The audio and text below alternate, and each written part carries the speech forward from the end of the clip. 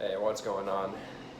It's your friendly neighborhood Balkan, and I'm going to be doing another lovely strength session. I'm going to be doing some bench, some heavy bench. I think I might work up to 105, and then I'll be hitting some squats, some beautiful squats. I might even go a little bit heavier than 80 kilos today, see how my knee feels.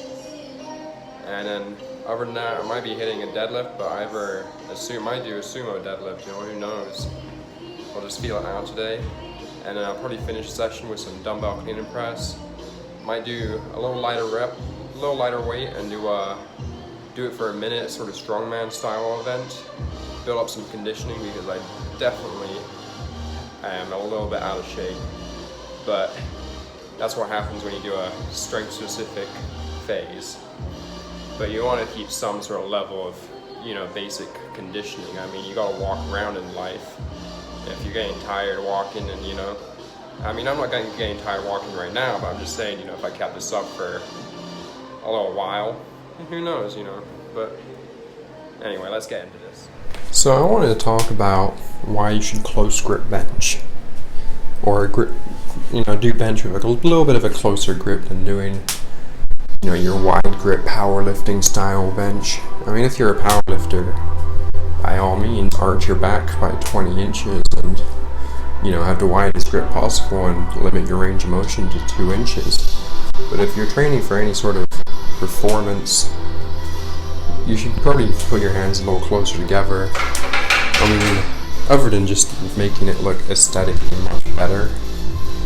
Because, if you look at the bench, the equipped bench world record, it looks very ugly, but having a nice long range of motion, having an increased time under tension, and in a much more athletic hand placement, because when you're trying to push someone, you don't have your arms 5 feet wide apart, you got your hands in front of you, and so when you lift, your lift should replicate somewhat the athletic position you'll be in your sport.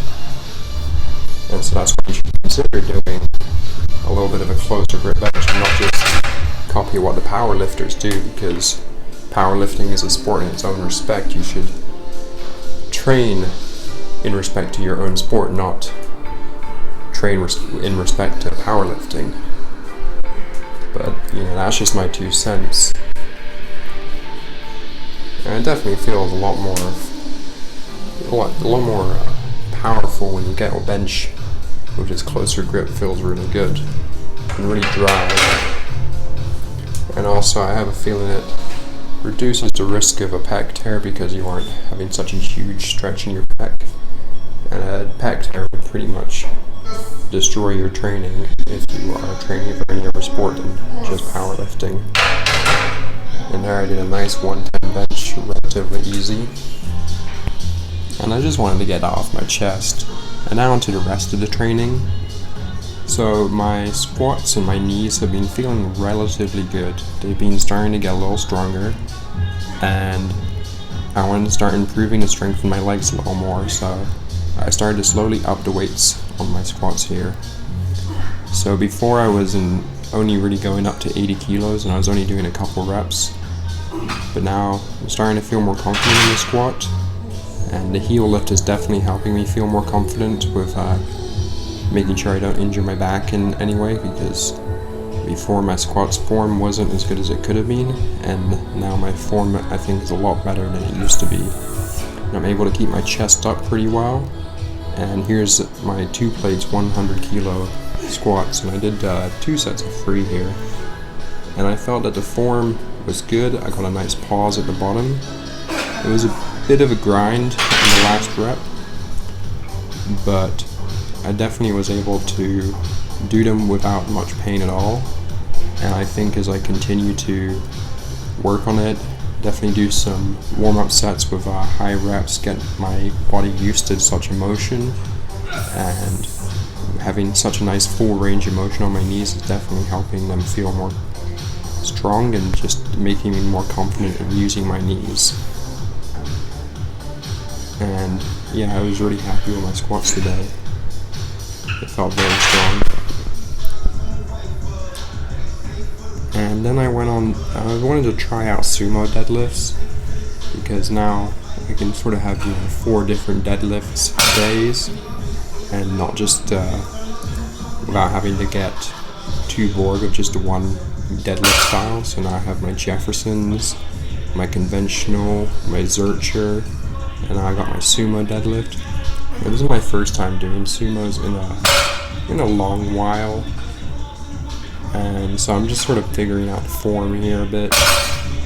I'm starting to feel good. I'm trying to keep my butt, but trying not to let my butt raise too quickly. Trying to keep the movement in my legs as much as possible, but my hip drive does tend to take over at certain points. So I ended up doing 3 sets of 2 at 140 kilos, and that was just mostly to get used to the form at a little bit of a heavier weight. And I was feeling good. Each time I did a rep, I felt stronger than the previous rep, just as I got used to it and used to the form of it. And I definitely like this movement because you can really feel it in your hip. And so I decided to borrow one of the belts in the gym and put on straps and see what, how heavy I could go a little bit. Because my 180 conventional deadlift was pretty hard, but I was beltless. And so I wanted to try with a belt and just see how it felt. And the 180 went up really quickly, so I was like, let's just throw on another plate and just see how it goes.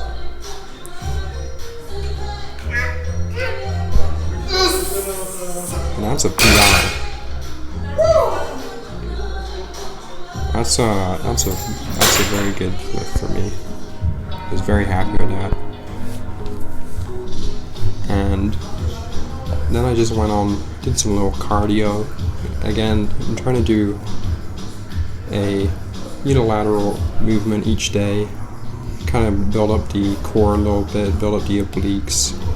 And it generally helps with athleticism to do unilateral exercises, because when you do any sport, it often is unilateral, so you need to have a strong core to be able to transfer force between your feet and your hands. And this is just a nice way of doing some cardio while building up some athletic strength. And it's pretty hard. I recommend you give it a try. This is about 25 kilo dumbbell. My max on this exercise was a 40 kilo dumbbell, so it's about 50 or 60% of my max, and just roughing it out for 10. I did do a third set where I just alternated between my hands, and it definitely got me breathing a little hard, got my heart pumping. But if you try this exercise for a kind of cardio situation, let me know what it's like. I think it's probably going to be very good for improving my body's ability to get rid of lactate in the body. I forget the scientific. God damn! Did you see that? A 5-plate deadlift. Damn! That's the first time I've ever done that. I mean, sure, it was sumo, but sumo's still hard. I got some long legs there, so. But god damn, that was good. And then at the end, the dumbbell clean press, that's some good cardio. I'd recommend that. That's beautiful. Full body, explosive, can do a lot of reps, and it feels good. I mean, nothing feels better than putting a weight above your head. So wow, I'm feeling so good after that session. I think you can tell from the intro to the end, I'm buzzing. That was awesome.